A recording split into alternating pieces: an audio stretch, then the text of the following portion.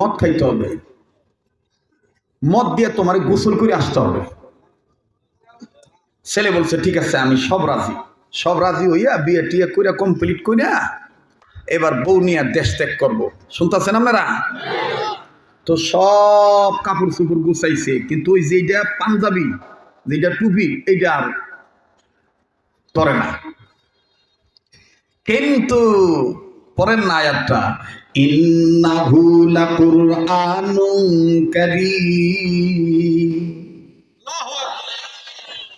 এই ছেলেটা যে মুসলিম থাকা অবস্থায় নিয়মিতভাবে সকালবেলা ফজর নামাজ পড়িয়া কোরআন তেলাওয়াত করত,